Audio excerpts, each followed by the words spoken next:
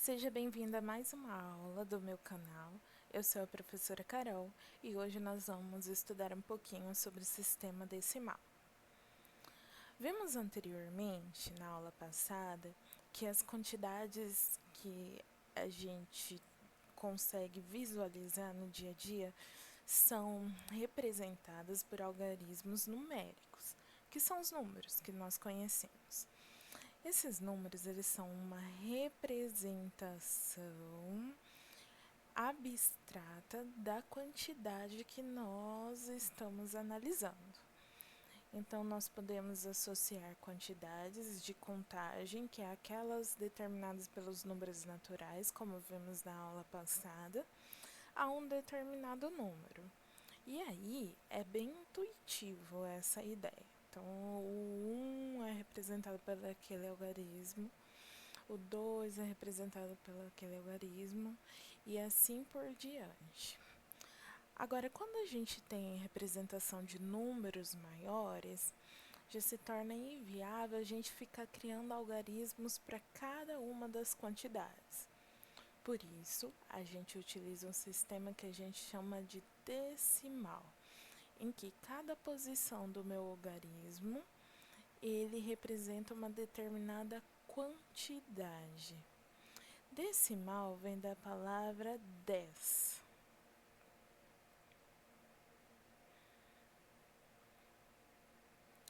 Porque o nosso sistema de contagem, né, ele vai utilizar apenas 10 algarismos, como veremos à frente. Como eu falei anteriormente, nós teremos 10 algarismos e vamos ter que escrever todas as quantidades que queremos baseadas nesses 10 algarismos. Esses 10 algarismos são 0, que representa o nada, como vimos na aula passada, 1, 2, 3, 4, 5, 6, 7, 8 e o 9.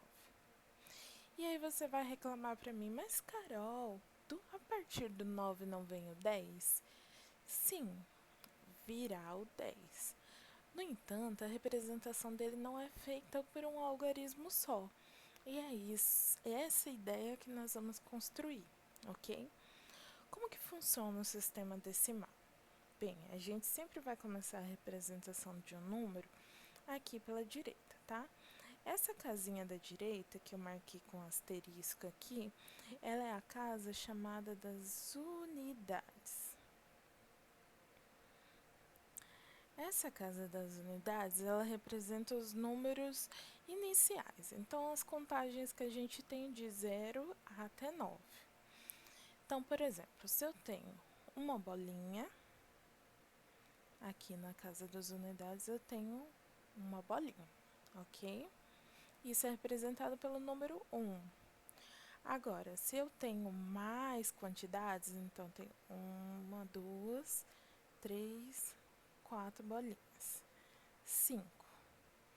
Eu vou representar isso pelo algarismo 5.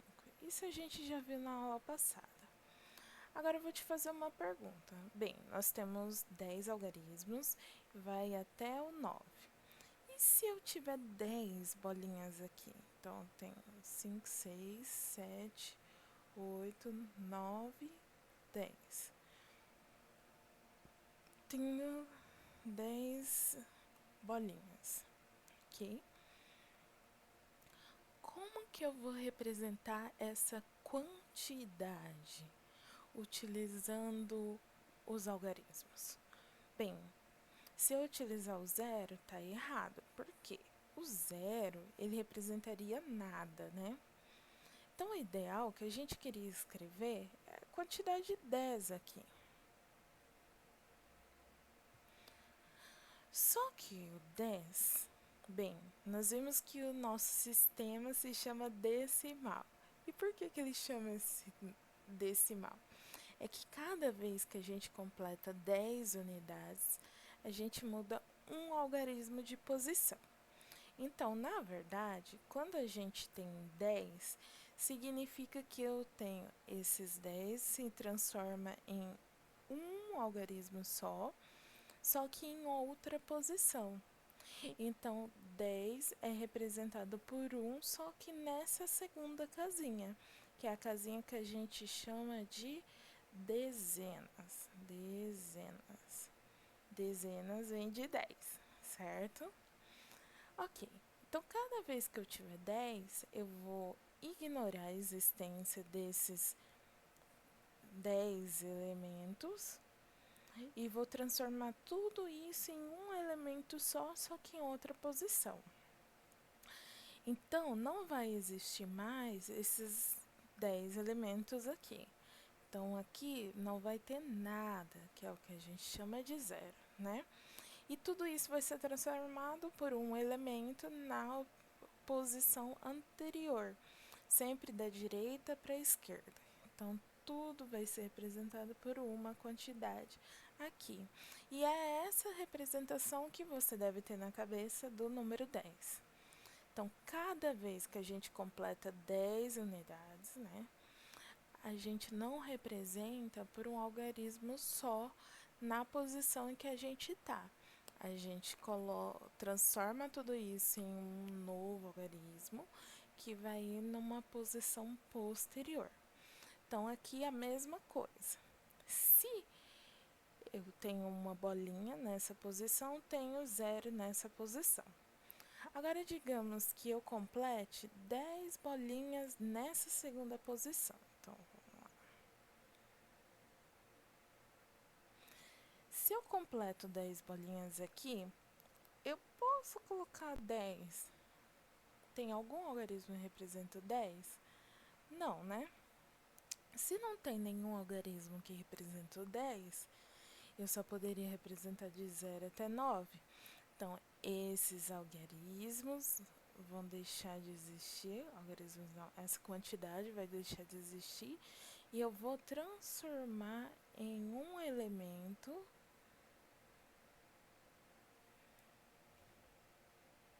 na casa anterior. Então, eu transformo um elemento e aqui ficou valendo 0.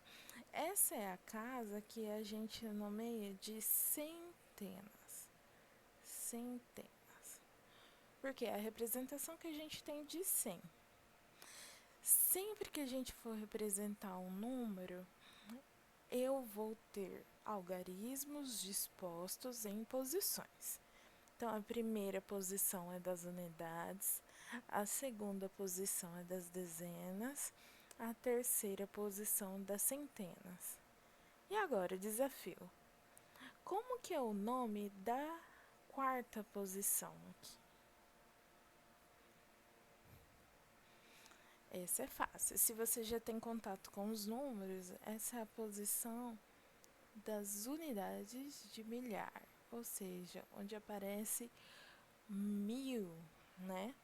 Então, as quantidades milhares. Então, 1000, 2000 e assim por diante é representado por essa posição. Agora, veja bem. Eu posso ter ainda muito mais casas para a esquerda. Então, começo sempre das unidades e eu vou crescendo. Sendo assim, eu consigo representar infinitos números e tão grandes quanto eu queira. Não preciso parar exatamente no meio, mas eu posso representar 10.000, 100.000, 1.000.000, 1.000.000.000, 1.000.000.000 e assim por diante. Então, números tão grandes quanto eu queira. E por que essa posição é tão importante? Ela é importante para determinar as quantidades. Isso vai facilitar posteriormente para nós fazermos os cálculos relativos à adição, subtração, multiplicação e divisão quando temos números maiores, mais complexos do que as que nós vimos na aula anterior. Excelente! Então, cada vez que a gente completa 10 unidades em uma casinha, a gente manda uma unidade para a casinha do lado esquerdo e elimina todas as quantidades que a gente tinha anteriormente. Um brinquedo que é excelente para ensinar essa ideia, principalmente para crianças, é o ábaco, que nele tem as pecinhas em que você coloca 10 e você sempre vai transformar 10 unidades em uma quantidade da dezena, e assim por diante. Então, ele é muito interessante de ser trabalhado, né? Agora, é excelente.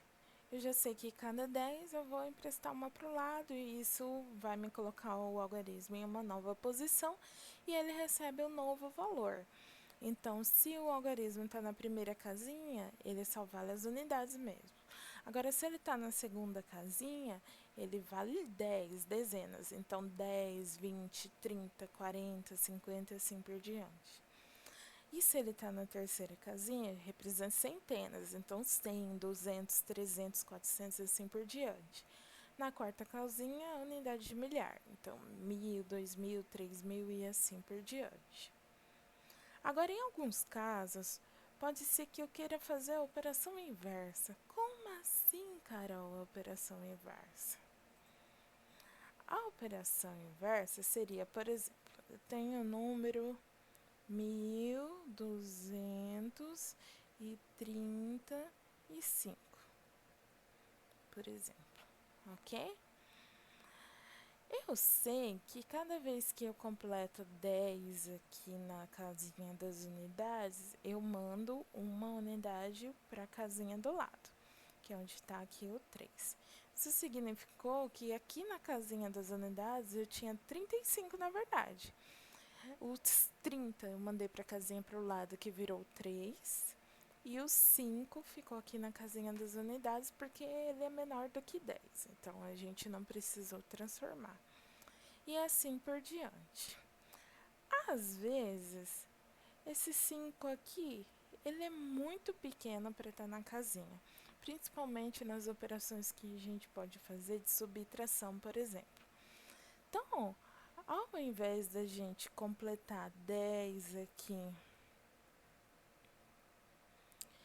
e mandar pro carinha do lado esquerdo, né, formando, eu posso pensar em tirar um do 3 e mandar pro 5. Então, aqui não vai ter mais só 5. Então, vai ter 5 mais os 10. E aqui onde estava o 3, ele não se torna mais o 3. Ele vai ficar valendo 2. Por quê? Eu tirei uma unidade, eu tirei um algarismo, tirei uma bolinha, né? Então, aqui tinha 3 bolinhas. Deixa eu fazer de azul, que é melhor. Tinha 3 bolinhas. E eu emprestei uma para o vizinho. Mas veja que eu não estou indo para a esquerda, estou indo para a direita. Então, eu estou voltando para trás. Ao invés de eu pegar 10 e transformar em 1, eu vou tirar 1 da casa das dezenas e eu consigo mandar para 10 da casa das unidades. Posso fazer a mesma coisa, do 2 emprestando por 3 e assim por diante. Essa operação é interessante, principalmente nos casos em que nós tivermos números muito pequenos. Porque, por exemplo, para fazer a operação de subtração, eu sempre tenho que tirar do maior para o menor. Então, o maior eu tiro o menor. E aí, se o número é pequeno, você vai falar assim, Carol, bugou minha mente. Agora eu tenho um número pequeno, um número menor e eu quero tirar um número maior. E você me falou que isso não é possível. Realmente, não, isso é impossível. E é aí que a gente pode utilizar estratégias de emprestar uma unidade para o coleguinha. Mas tem sempre que lembrar isso. Cada posição que eu ando para a esquerda significa que eu estou transformando 10 em 1. Quando eu volto para a direita, eu vou transformar 1 em 10. Então, tem que ter essa ideia muito clara na mente. Na próxima aula, nós vamos calcular as adições e subtrações com números maiores. É muito importante que você tenha esses conceitos bem consolidados na sua mente. Se tiver alguma dúvida, eu indico que deixe aqui nos comentários ou ainda assista novamente essa aula.